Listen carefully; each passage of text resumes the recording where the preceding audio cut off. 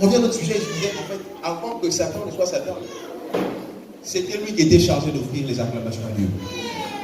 C'était lui qui était chargé d'offrir la louange à Dieu. C'était lui qui était chargé d'offrir des offrandes à Dieu. Voici pourquoi, lorsqu'il s'agit d'acclamer pour le Seigneur, assure-toi de faire ce que Lucifer a décidé d'arrêter de faire pour Dieu, afin d'obtenir la récompense que Dieu avait décidé de donner à Lucifer. Parce que derrière les acclamations, il y a une récompense. Derrière les chants de louange que nous offrons à Dieu, il y a une récompense. Et Satan sait quelle est la récompense. Voici pourquoi dans les églises, on voit de moins en moins les gens danser pour la gloire de Dieu. Vous savez, je suis d'accord de ce que nous devons être bien vêtus lorsque nous arrivons dans ce lieu où nous venons tous offrir le culte à notre Dieu. Je suis tout à fait d'accord de ce que nous devons être très bien vêtus. Rendre gloire à notre Dieu.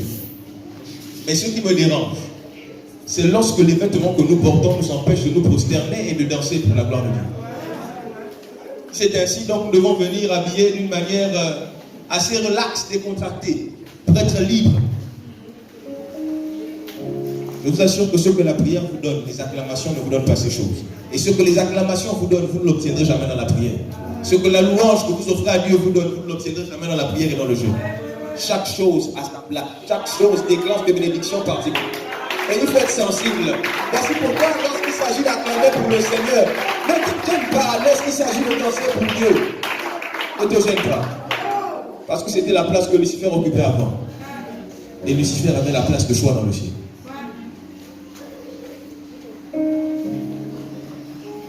Ce matin, heureux je suis, en tant que responsable du département éducation jeunesse, d'avoir un pourcentage que je n'ai jamais eu au bac. Jamais investi. Vous savez, hier on était sur les lieux, et on avait une scène pas possible. Une scène pas possible. On était là et c'était vraiment compliqué. Seigneur, pourquoi tu m'as fait ça? Seigneur, après tout ce que j'ai fait. Seigneur, c'est une maladie. Seigneur, depuis le mois de janvier, je suis. Seigneur. Et puis j'étais en train de me dire, dans ma tête, non, Seigneur, là même, il y a quelque chose là. Ah, il faut que tu m'éclaires. Parce qu'il faut que je trouve les mots justes pour parler à la personne. Et après, il y a une personne qui dit non. Il y a un professeur qui la cherche. Je dis, ah tiens, il y a un espoir. Parce que ça, quand même, ce sont des choses. Après, le même professeur va venir aussi pleurer. Là, finalement. Et après, il y a un Payo Héros qui a dit non. Ma soeur n'a pas échoué. Le Payo Héros s'est détaché de là où il était. Et il est parti bousculer des professeurs. Elle dit, l'enfant, regardez le cas de ma soeur. Quand le professeur va regarder, le professeur revient, il va dire à ta soeur qu'elle a eu le bac. Et là, il vient, il court, il dit, arrête de pleurer, tu as eu le bac. Elle continue, aïe. Elle continue, arrête de pleurer, tu as eu le bac. Elle continue, aïe. Et puis le moment qu'elle dit, mais tu es devenu comme le silure, on essaie d'attraper, tu dis, aïe. Donc, voyez, en fait, il fallait qu'elle chante, qu'elle passe, qu'elle shift, qu'elle passe des pleurs à la joie. Donc, vous voyez qu'il faut d'abord qu'elle se calme dans une transition. Mais dans toutes ces choses, nous rendons gloire à Dieu. C'est une preuve que Dieu est avec nous. Et je crois que normalement, si ce matin, ce n'est pas prévu dimanche prochain, vous ne devez pas quitter la ville sans déposer une offrande. Je m'adresse à chacun d'entre vous. Vous n'avez pas le droit de faire ça. Vous devez déposer une offrande. Papa, je suis trop content de te voir. Je suis trop content de te voir, papa.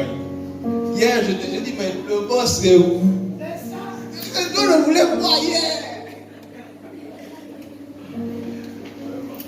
Alors, le thème de ce matin, c'est l'œil de Dieu. L'œil de Dieu.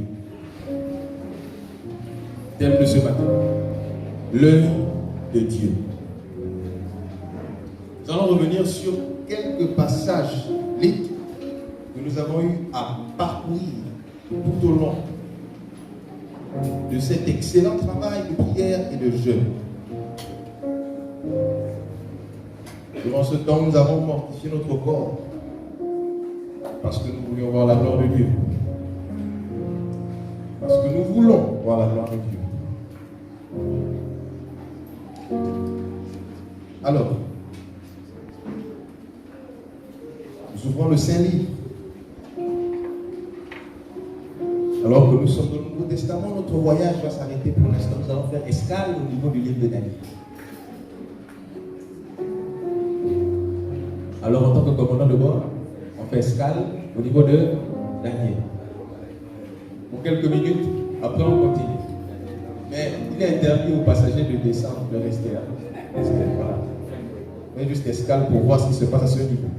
Daniel, le chapitre 1, à partir du verset 1er, je vais aller vite. La troisième année du règne de Joachim, roi de Juda, Nebuchadnezzar, roi de Babylone, marcha contre Jérusalem et l'assiégea. Le Seigneur livra entre ses mains Joachim, roi de Juda, et une partie des ustensiles de la maison de Dieu. Nebuchadnezzar emporta les ustensiles au pays de Chidéa, dans la maison de son Dieu. Il les mit dans la maison du trésor de son Dieu. Le roi donna l'ordre à Ashpenaz, chef des eunuques, d'amener quelques-uns des enfants d'Israël de race royale ou de famille noble, de jeunes garçons sans défaut corporel, beaux de figure, doués de sagesse, d'intelligence et d'instruction, capables de servir dans le palais du roi, et à qui l'on enseignait des lettres et la langue des Chaldéens. Le roi leur assigna pour chaque jour une portion de mets de sa table et du vin dont il buvait voulant les élever pendant 3 années, au bout desquelles ils seraient au service du roi. Verset 6. Il y avait parmi eux 2 d'entre les enfants de Juda, Daniel, Anania, Misaël et Azaria. Le chef de celui qui leur donna des noms à Daniel, celui de Belteshazzar à Anania, celui de Shadrach à Misaël, celui de Meshach et à Azaria, celui d'Abed-Nego. Daniel résolut de ne pas se souiller par les mets du roi et par le vin dont le roi buvait. Et il pria le chef des eunuques de ne pas l'obliger à se souiller. Dieu fit trouver à Daniel faveur et grâce devant le chef des eunuques. Le chef des eunuques dit à Daniel, je crains mon Seigneur le roi, qui a fixé ce que vous devez manger et boire. Car pourquoi verrait-il votre visage plus abattu que celui des jeunes gens de votre âge? Vous exposeriez ma tête auprès du roi. Alors Daniel dit à l'intendant, à qui le chef des eunuques avait remis la surveillance de Daniel, de Anania, de Misaël et d'Azaria, et pour tes serviteurs pendant 10 jours, et qu'on nous donne des légumes à manger et de l'eau à boire. Tu regarderas ensuite notre visage et celui des jeunes gens qui mangent les mets du roi, et tu agiras avec tes serviteurs d'après ce que tu auras vu. Il leur accorda ce qu'ils demandaient et les éprouva pendant 10 jours. Au bout des 10 jours, ils avaient meilleur visage et plus d'un bon point que tous les jeunes gens qui mangeaient les mets du roi. L'intendant emportait les mets et le vin qui leur était destiné, et il leur donnait des légumes. Dieu accorda à ces 4 jeunes gens de la science, de l'intelligence dans toutes les lettres et de la sagesse. Et Daniel expliquait toutes les visions et tous les songes. Au terme fixé par le roi, pour qu'on les lui amène, le chef des eunuques le présenta à Nebuchadnezzar. Le roi s'entretint avec eux, et parmi tous ces jeunes gens, il ne s'en trouva aucun comme Daniel, Anania, Misaël et Azaria. Ils furent donc admis au service du roi. Sur tous les objets qu'il réclamait de la sagesse et de l'intelligence, sur lesquels le roi les interrogeait, il les trouvait 10 fois supérieurs à tous les magiciens et astrologues qui étaient dans tout son royaume. Ainsi fut Daniel jusqu'à la première année du roi Cyrus. Romains 12, verset 1.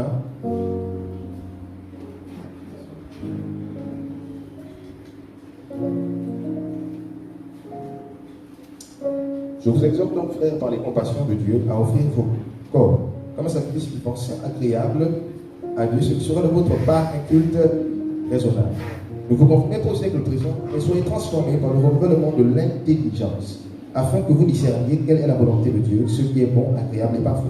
Par la grâce qui m'a été donnée, je dis à chacun de vous de n'avoir pas de lui-même une trop haute opinion, mais de revêtir les sentiments modestes selon la mesure de foi que Dieu a épargnée à chacun. Car comme nous avons plusieurs membres dans un seul corps, et que tous les membres n'ont pas la même fonction, ainsi nous qui sommes plusieurs, nous formons un seul corps en Christ, et nous sommes tous membres les uns des autres. Puisque nous avons des noms différents selon la grâce qui nous a été accordée, que celui qui a le nom de prophétie l'exerce selon la knowledge de la foi, que celui qui est appelé au ministère s'attache à son ministère, que celui qui enseigne s'attache à son enseignement, et que celui qui exhorte à l'exhortation, que celui qui donne le fasse avec libéralité, que celui qui préside le fasse avec zèle, que celui qui pratique la miséricorde le fasse avec joie. pour la conscience d'hypocrisie, il y a le baron attachez-vous fortement. Oh, bien. Alors, nous allons commencer ce matin. Je vais revenir sur ce que Madame de Bémagoy nous a dit ce vendredi durant la veillée concernant les définitions des noms. Donc, pour ceux qui ont de quoi noter, je vais lire et vous écrirez. Alors, Daniel, 2 points. Définition du nom de Daniel. Daniel signifie Dieu est mon juge. Dieu est mon juge. Alors, le nom, je veux dire le nom babylonien qui avait été attribué à Daniel était Belshazzar, qui signifie Baal protège le roi. Baal protège le roi. Belshazzar, Baal protège le roi. Ensuite, Anania signifie Dieu a été miséricordieux. Ça veut dire lui accorder le pardon. Anania, Dieu a été miséricordieux. Son nom babylonien, Shadrach, c'est la commande d'Akou. La commande d'Akou. Akou, Akou, Akou. La commande d'Akou. Je t'explique tout à l'heure.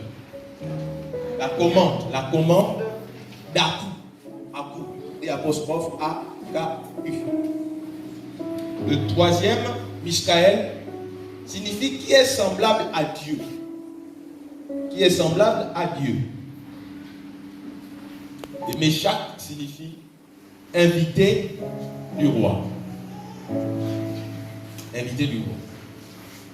Azaria, l'Éternel a secouru. L'Éternel a secouru. Abed-Nego, donc le nom babylonien d'Azaria, serviteur de Nebo. Nebo, c'était un dieu babylonien, le dieu de la sagesse. Abed-Nego, serviteur de Nebo. Serviteur de Nebo. Alors, voici ces 4 jeunes gens qui arrivent à Babylone. Et lorsqu'ils arrivent, on les prend et on leur donne une certaine formation qui va s'étendre sur 3 années. Et lorsqu'il s'agit de commencer la formation, celui qui les gère décide d'attribuer à chacun d'entre eux un nom babylonien. Alors, on nous a dit que Daniel signifiait Dieu est mon juge. Et que Belshazzar signifie, il faut que je regarde, Baal protège le roi. Alors, pourquoi ce nom lui avait été attribué? L'objectif était que, au bout de la formation, Daniel devienne l'une des incarnations physiques du roi, du dieu Baal. Ok? Et que, à chaque fois que le roi se trouvait en danger, que Daniel réagisse automatiquement, comme Baal allait réagir pour protéger le roi. Est-ce qu'on se comprend? Ça veut dire que là, Daniel n'allait plus vivre pour lui-même. Mais il était censé maintenant vivre pour la protection du roi. Est-ce qu'on se comprend? Je m'explique simplement. Oui, dans des familles, il y a des gens qui ont réussi, qui ont certains moyens financiers, qui ont une certaine notoriété, donc ils sont connus de certaines personnes, ils ont une certaine position. Et dans la famille, vous allez remarquer que ces gens-là, pour certains, quand quelqu'un a fait un enfant, Alexandre, pardon, Antoinette a fait l'enfant, c'est lui qui lui a donné l'argent. Papa a la toux, c'est lui qui lui a donné l'argent.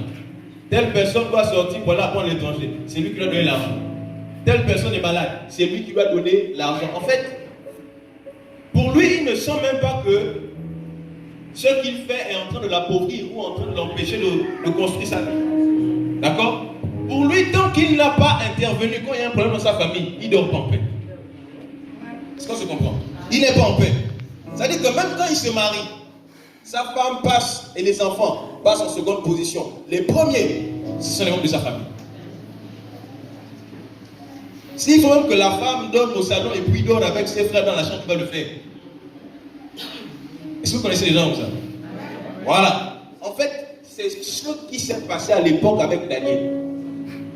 Donc l'objectif c'était que Daniel devait désormais vivre pour le roi Nebuchadnezzar. C'est-à-dire que s'il apprend qu'il y a un complot, s'il faut qu'il donne sa vie pour le roi, il va le faire. Écoutez, il faudrait que vous puissiez connaître quelle est la signification des noms que vous portez. Ici, on nous a dit que Ananias, c'est Dieu a été miséricordieux, donc Dieu a accordé le pardon. Et son nom babylonien, c'est Shadrach. Donc la commande d'Akou. La commande, c'est comme du genre, on va dire, le bras droit. D'accord? Lorsque le dieu Akou veut agir, d'accord? C'est lui qu'on utilisait pour intervenir. C'est-à-dire que lui devait vivre pour connaître que le dieu Akou doit agir. Si c'est le dieu qui est censé, je ne sais pas, à qui on doit offrir des sacrifices, d'accord? Donc, lorsque lui veut des sacrifices, lui devait automatiquement partir. S'il faut tuer les gens, il tue de personnes qu'il faut tuer à cause de qui? Akou. Est-ce qu'on se comprend?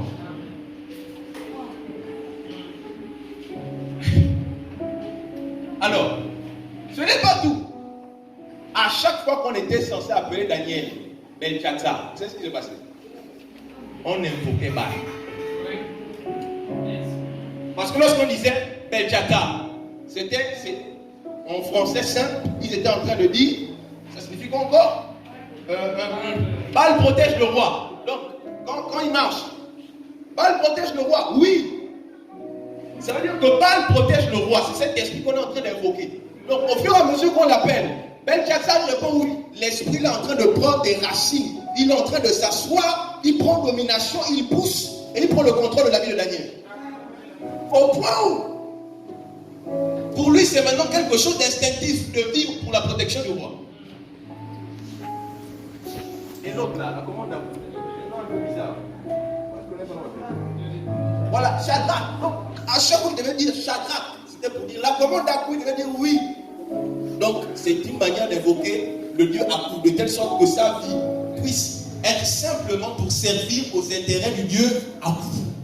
Donc, allez-y vérifier vos noms de famille. Qu'est-ce que ça signifie? Parce que si c'est le nom d'un parent qu'on t'a collé, et ce parent c'était un sorcier, à chaque fois qu'on t'appelle comme ça, c'est l'esprit de ce parent-là qu'on invoque dans ta vie. Et cette fois, ce n'est plus toi qui vis. Mais c'est lui qui vit en toi. C'est lui qui vit par toi. Vous savez, pour déplacer quelqu'un de très important, il faut tout un protocole. Ok? Mais quelqu'un, lorsqu'on l'appelle, il vient directement. C'est le signe qui n'est pas aussi important que ça. Okay? Voilà pourquoi je veux faire le lien entre ceux qui portent les noms chrétiens, d'accord? Les noms juifs, c'est-à-dire ceux qui ont de beaux prénoms, je ne sais pas. Si tu as un prénom qui signifie, je ne sais pas, comme Daniel, Dieu est mon juge, d'accord? Tu es en train de faire une invocation lorsque tu appelles ton enfant Daniel. Quand tu l'appelles Daniel, viens, tu es en train de dire Dieu est mon juge, viens. C'est-à-dire que dans sa vie, tu invites Dieu à être son juge, en fait. C'est cet esprit-là qui est en train de grandir en lui.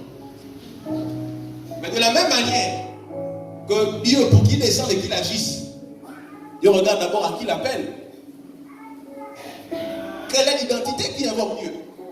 Parce que Dieu ne descend pas pour descendre. Quand tu invoques Dieu pour qu'il descende, il regarde à ton identité. Qui es-tu? Est-ce que tu as respecté les principes qui ont été établis pour que Dieu descende? Ça veut dire que lorsqu'un païen va appeler ton enfant Daniel, l'esprit ne descendra pas en lui. Non. Il faut que ce soit quelqu'un qui soit rempli de l'esprit de Dieu. Quelqu'un qui a laissé passer dans le ciel. De telle sorte lorsqu'il appelle l'enfant Daniel, cet esprit qui est attaché à son nom puisse se manifester et avoir de l'impact sur sa vie. Mais concernant les noms païens, dès qu'on appelle, les esprits-là viennent parce qu'ils ne sont pas importants. D'accord? Pour invoquer Satan, il que tu sois sur l'invoquer, il va venir. Est-ce qu'on se comprend? Donc faites attention aux noms que vous portez. Alors, là on est face à un grand dilemme. Daniel sait que là désormais à Babylone on l'appelle Belshazzar. Et il est censé répondre oui. Mais les gens qui l'appellent Belshazzar, ce sont des gens qui sont initiés. Ce sont des gens qui sont plongés dans la magie profonde. Ce n'est pas du n'importe quoi. C'est-à-dire que dans le monde des ténèbres, ils ont laissé passer. Ils ont quand on fait la reconnaissance vocale, on dit que celui-là, c'est pas un petit là-bas. Est-ce que vous voyez? Donc ça veut dire qu'à chaque fois qu'on l'appelait, l'esprit-là, normalement, venait et devait normalement impacter la vie de Daniel. Alors, qu'est-ce qui se passe? Comment Daniel arrive à déjouer ce plan? Daniel se dit, comme c'est ainsi, il faut que je monte. Vous savez, lorsque vous avez face à vous une divinité, vous devez chercher une divinité plus élevée pour dominer cette divinité. Voici pourquoi, malgré le fait qu'on appelait Daniel Belchatsar, parce qu'on l'appelait Belchatsar, c'était pour changer son identité, changer sa manière de penser, changer sa manière de voir, changer ses prises de décision. Si l'esprit de Belchatsar n'influençait pas la vie de Daniel, c'est parce que Daniel était monté dans l'esprit. Il avait pris une dimension plus élevée. De telle sorte que lorsque l'esprit de Belchatsar était là, lorsqu'il arrivait, il trouvait en Daniel l'esprit supérieur. Il ne pouvait faire que se prosterner. Il ne pouvait pas impacter la vie de Daniel. Voilà pourquoi, quel que soit le nom que tu portes, tu n'as pas besoin d'aller au tribunal pour changer le nom. Il te suffit juste de monter dans l'esprit afin que cette divinité ne puisse pas impacter ta vie. Je dis à quelqu'un ce matin, monte dans l'esprit. Cette divinité n'impactera pas ta vie. Quel que soit le nom du sorcier que vous avez donné à mon enfant, c'est pas grave. Mais l'enfant là doit monter dans l'esprit. Parce que quel que soit le nom du sorcier, il y a un Dieu qui est au-dessus de tous les noms. Voici pourquoi Daniel n'a pas craint lorsqu'on l'appelait Belchatsar. Il a dit, oh, ça c'est rien. Appelez-moi Belchatsar parce qu'on m'appelle Belchatsar. C'est ça qu'on fait des incantations. Mais je sais qu'en moi vit celui-là qui est au-dessus de tous les dieux qui peuvent exister dans ce monde.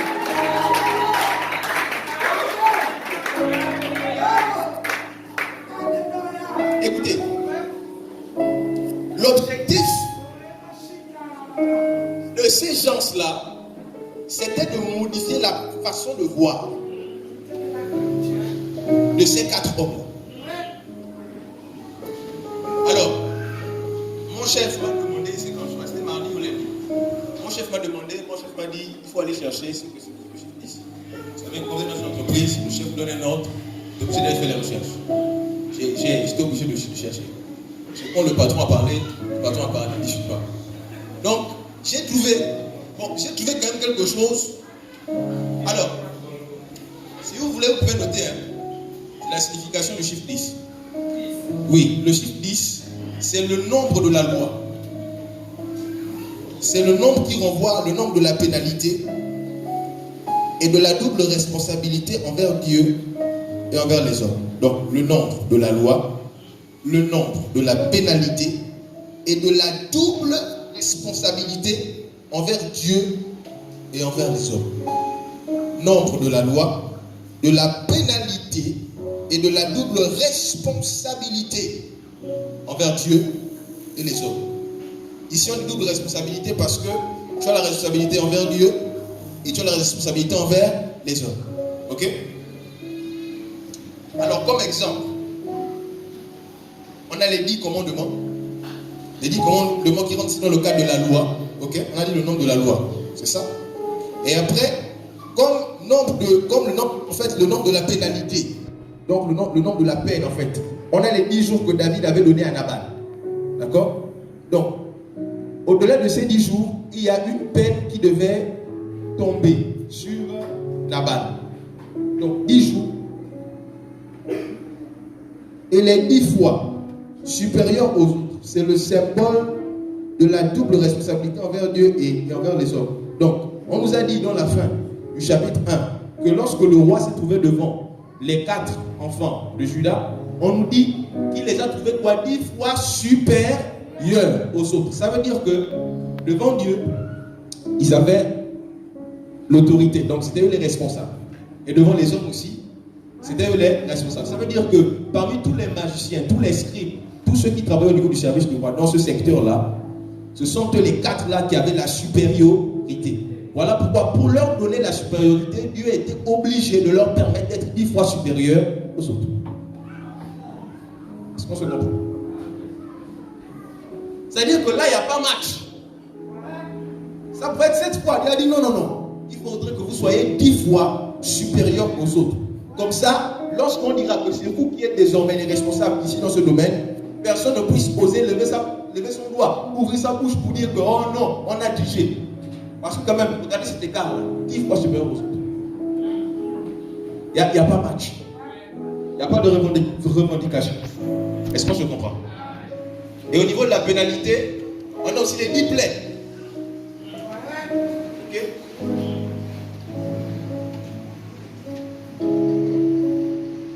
Donc,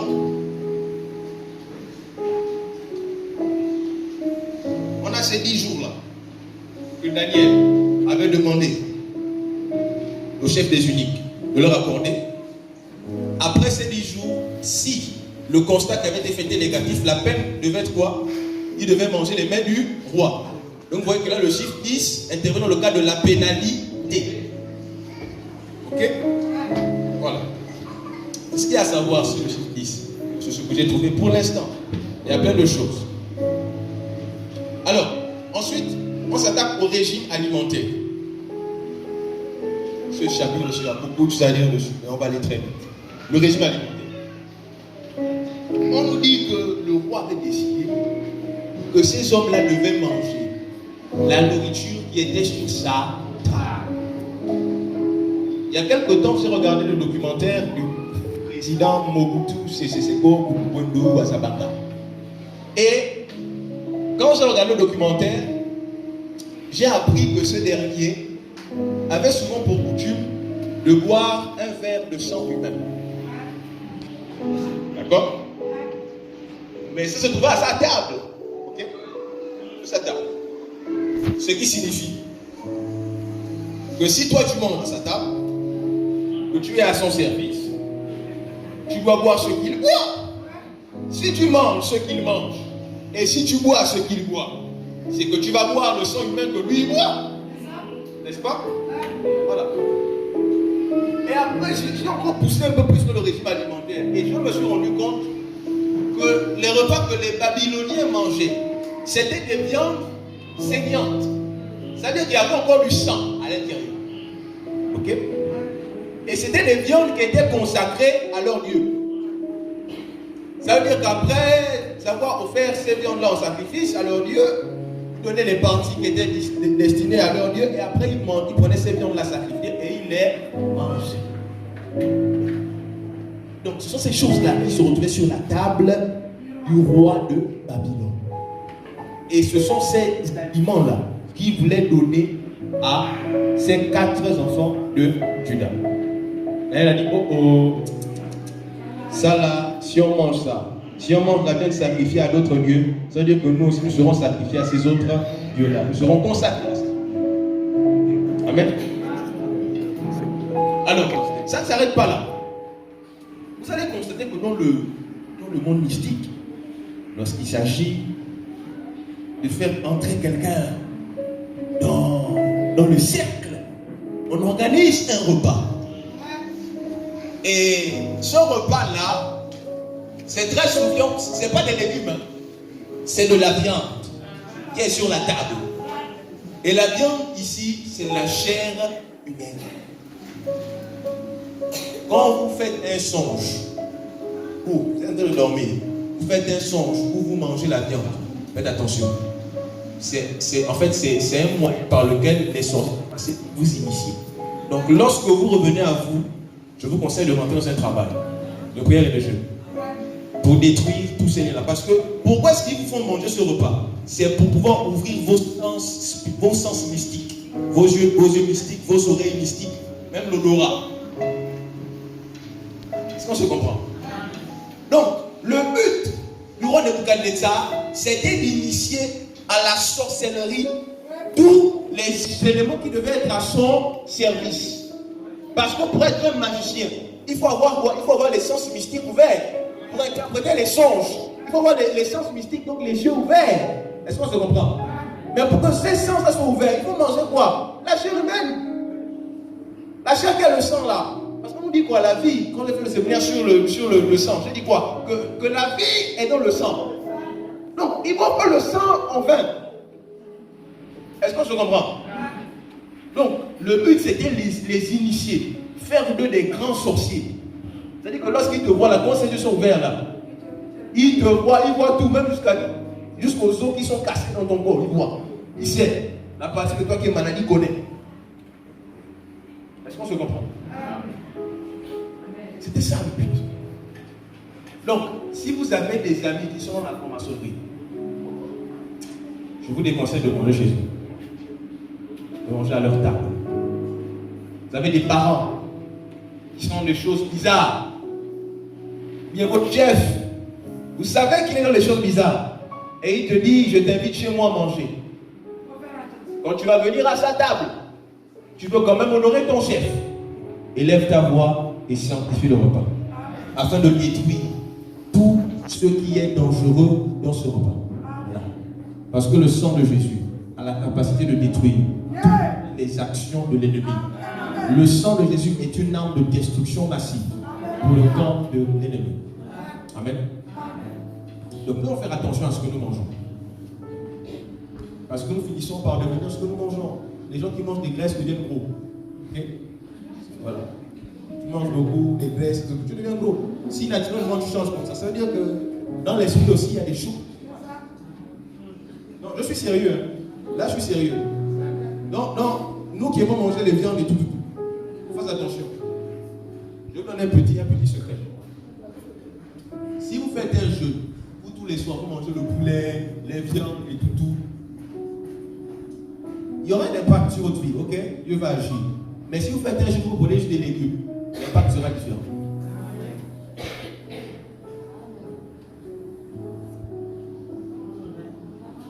Les légumes là, qu'on mange, quand on mange, on mange les légumes, on boit de l'eau. C'est-à-dire qu'on fait ce jeûne-là comme ça. Je vous assure que vos sens dans l'esprit vont s'ouvrir. Parce que pour que Daniel et ses compagnons aient les sens spirituels ouverts, ils ont mangé quoi? Des légumes et ont bu de l'eau. C'était un jeûne qu'ils faisaient. Il y a différents types de jeûnes. Ok? Alors, on ne va pas s'arrêter sur le régime alimentaire. On passe à la définition du chiffre 3. Alors, avant de définir le chiffre 3, j'aimerais que nous puissions cette fois-ci marquer un arrêt au niveau de 1 Thessaloniciens, le chapitre 5, à partir de son verset 23. Alors que j'y suis arrivé, je me permets de faire la lecture. Il est écrit ce qui suit: que le lieu de paix vous sanctifie lui-même tout entier, et que tout votre être, l'esprit, l'âme et le corps soient conservés irrépréhensibles dans l'avènement de notre Seigneur Jésus. 1 Thessaloniciens 5, verset 23. Alors, le chiffre 3, c'est le chiffre de la perfection. Je peux le dire ici. C'est le chiffre de la perfection. La mission de Jésus, d'accord? La mission de Christ, c'est-à-dire qu'il est venu, il a fait ce qu'il avait à faire, il est parti. Ça s'est accompli en 3 ans. Ok? En 3 ans. Je ne parle pas du ministère de Jésus. On sait que Jésus a duré 3 ans. Je vous parle de la naissance. Jusqu'à 100 ans. Ça fait 3 ans. Ok? Maintenant, pour être un peu plus clair, je vais dire que Jésus, depuis le jour où il a quitté le ciel et qu'il est retour, il est venu sur la terre, il est mort, il est parti. Toutes ces choses se sont passées en 3 parties. Ok? Il est venu, ok? Il a vécu sur la terre pour nous montrer le chemin à suivre pour être sauvé. Ensuite, il est parti où? Il est parti à la croix où il est mort. D'accord? Il est rentré celui des morts pour faire quoi? Vaincre la mort et le péché. Pour nous octroyer la délivrance de toute puissance satanique et du pouvoir même du péché. Ok? Et ensuite, il est revenu à la vie. Ok? Pour nous permettre de revenir avec lui à la vie et d'obtenir de nos âmes. D'accord? Donc, il est venu, ça fait quoi? Une partie. Il est mort, ça fait quoi? 2 parties. Il est ressuscité, ça fait quoi? 3 parties. L'homme est un esprit qui possède une âme qui vit dans un corps. Ça fait quoi? 3 parties. La formation des serviteurs du roi de Babylone n'a pas duré 5 ans.